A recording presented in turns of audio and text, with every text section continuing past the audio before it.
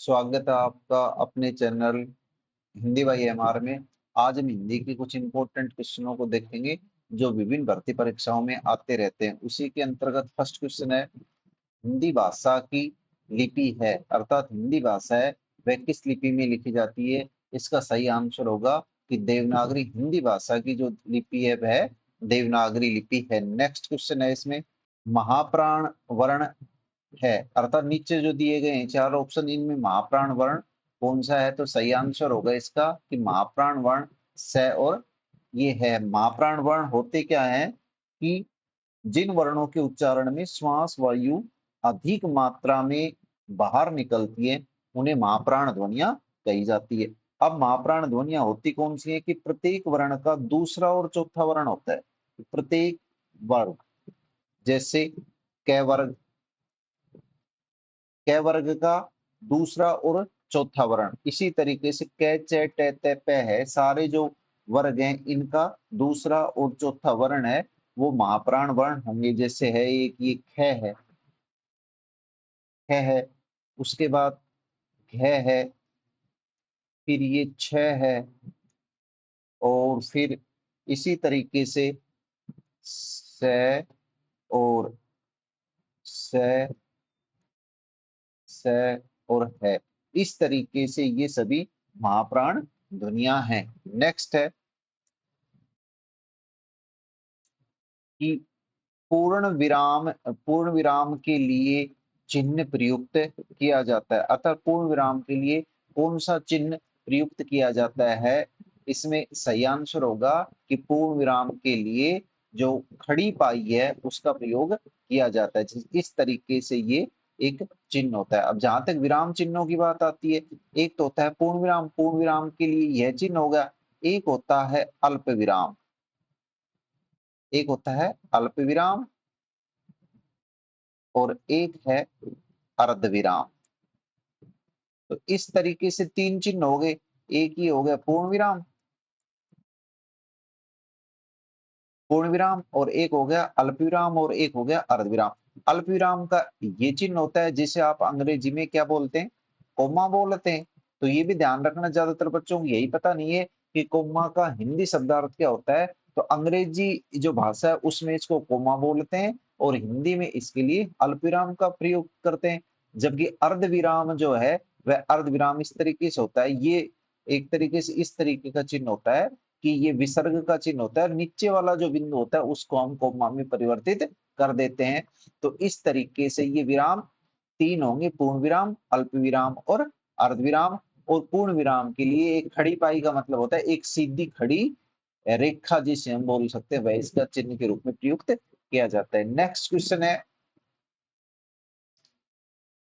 जिनके उच्चारण में हवा का प्रमुख अंश नाक से निकलता है वे वर्ण कौन से कहलाते हैं। अर्थात वे वर्ण जिनका उच्चारण करते समय अधिकांश वायु वह मुख से ना निकलकर और नाक से उच्चरित हो निकलती है, वे वर्ण कौन से कहलाते हैं। तो इसका सही आंसर होगा कि वे वर्ण है वह नासिक वर्ण कहलाते हैं। अब जहां तक नासिक वर्णों की बात है कि नासिक वर्ण कौन कौन से होते हैं, इसमें इस तरीके से प्रत्येक वर्ग का जो पांचवा वर्ण होता है वह नासिक वर्णों की श्रेणी में आता है। इस तरीके से हम इसको बता सकते हैं कि ये नासिक वर्ण है, हिंदी के ये नासिक वर्ण है।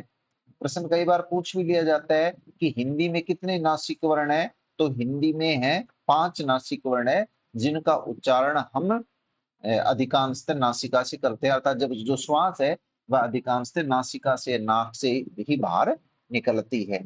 नेक्स्ट वर्ण है, शब्द है कि शुद्ध शब्द है, अर्थात नीचे जो चार हमें ऑप्शन में दिए गए इनमें कौन सा शब्द शुद्ध है। तो इसका जो सही आंसर होगा वह होगा कि 18 जो शब्द है वह यहाँ शुद्ध है।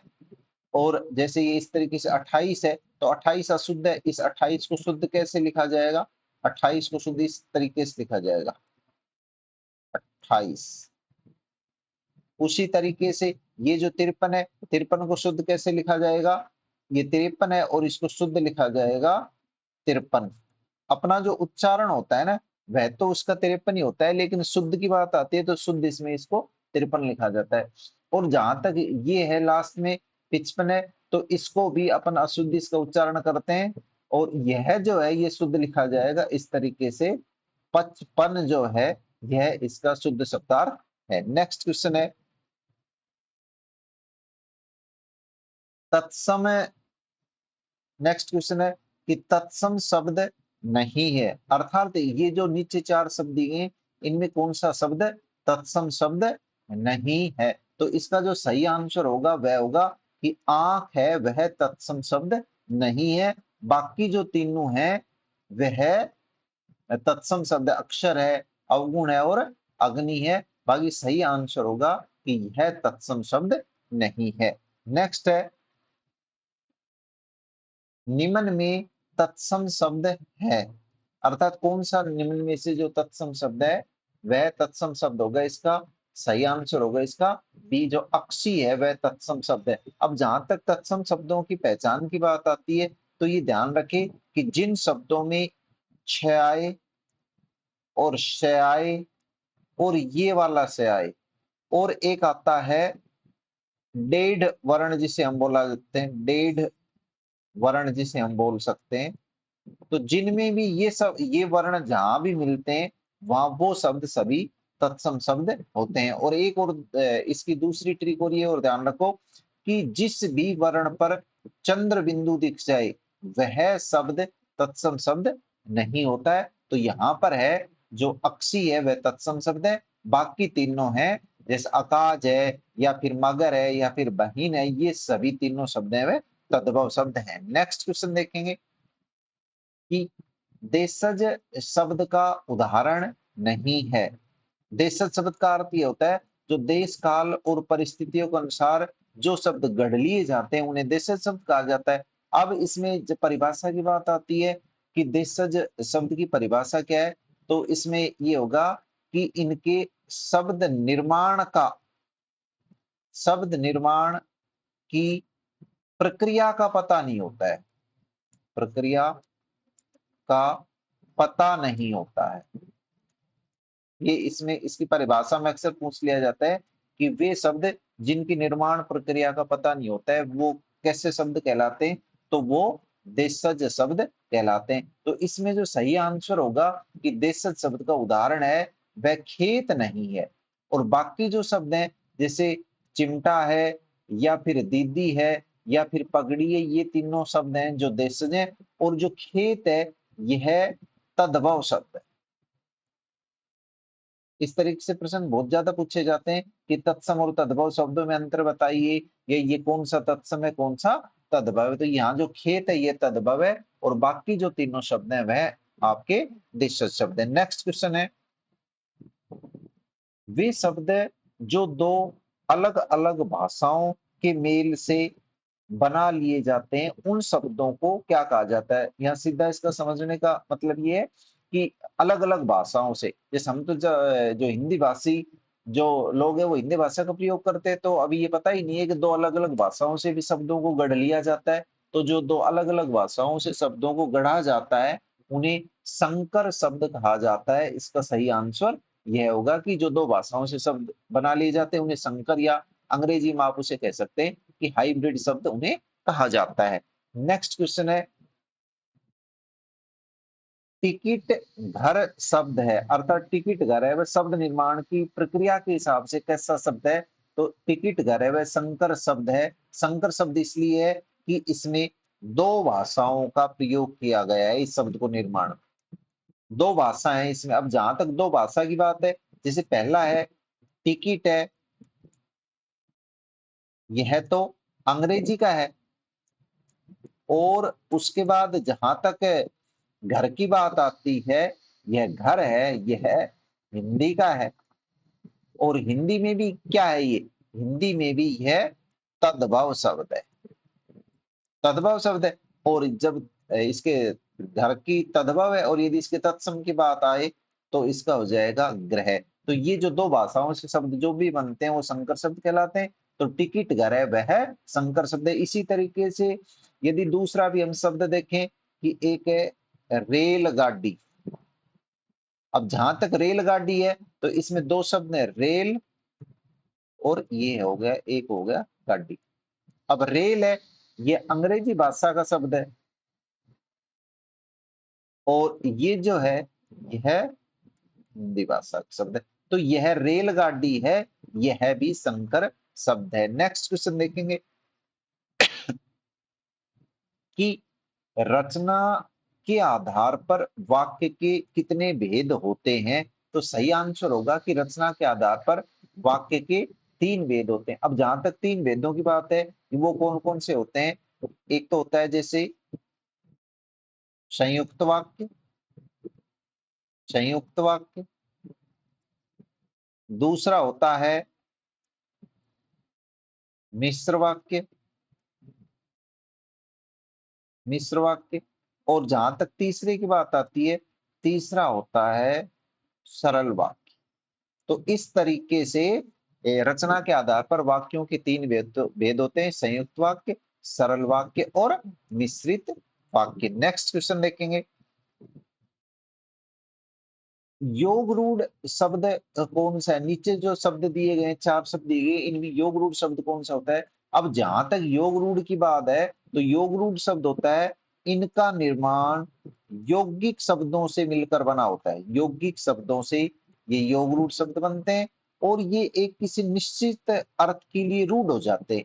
अब जहां तक इस प्रश्न में बात है, वो वह आएगा कि जो गजानन है, यह योग रूढ़ शब्दों की श्रेणी में आता है।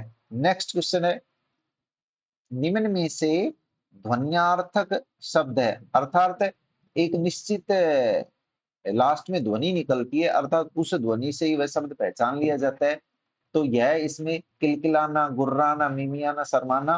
तो इसमें जो शर्माना है वह ध्वन्यार्थक शब्द नहीं है। नेक्स्ट क्वेश्चन, संज्ञा का भेद नहीं है, अर्थात कौन सा संज्ञा का भेद नहीं है? अब संज्ञा के 3 भेद होते हैं, जहां तक बात आती है व्यक्तिवाचक, जातिवाचक और भाववाचक। अब इसमें ये जो है गुणवाचक है, यह संज्ञा का भेद नहीं है, यह सर्वनाम का भेद है। तो सही आंसर जो इसका होगा वह ए होगा। नेक्स्ट क्वेश्चन है, भाववाचक संज्ञा नहीं है, अर्थात संज्ञा के 3 भेद होते हैं, व्यक्तिवाचक, जातिवाचक और भाववाचक। तो वहां भाववाचक संज्ञा का जो इसमें उदाहरण है वह कौन सा? नहीं है।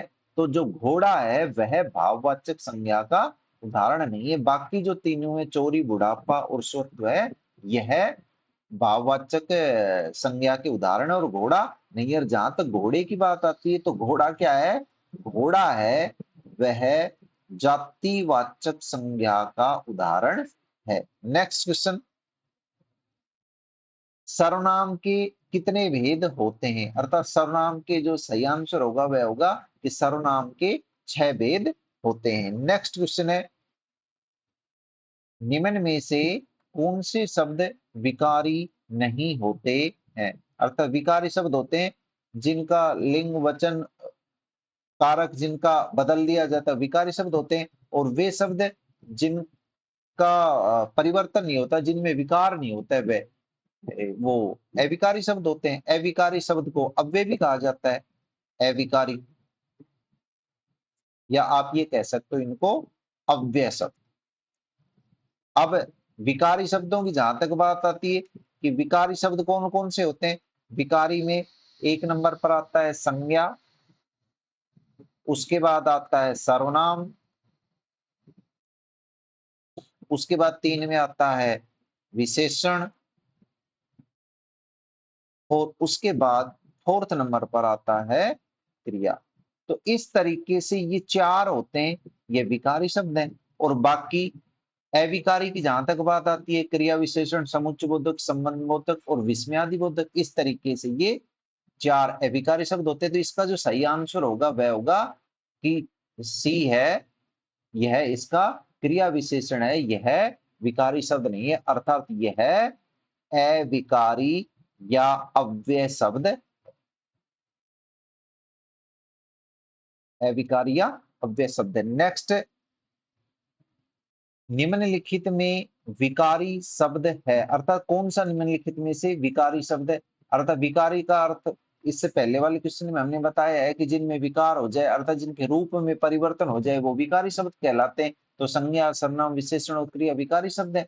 और इसमें विकारी शब्द कौन सा है? तो इसमें विकारी शब्द है वह है राधा। राधा विकारी शब्द क्यों है? क्योंकि राधा जो शब्द है वह संज्ञा है, इसलिए यह विकारी शब्द है। बाकी है वो अविकारी है। नेक्स्ट क्वेश्चन, निम्नलिखित में पुल्लिंग शब्द है अर्थात पुल्लिंग शब्द कौन सा है? पूर्णिमा, पूर्णिमा है, स्त्रीलिंग में आता है, हिंदी भी स्त्रीलिंग में आता है, चांदी भी स्त्रीलिंग में है। तो जहां तक पुल्लिंग की बात आती है सही आंसर होगा इसका दही है, वह पुल्लिंग शब्द है। आपको हमारा वीडियो कैसा लगा कमेंट्स बॉक्स में कमेंट्स करके जरूर बताएं। Thank you.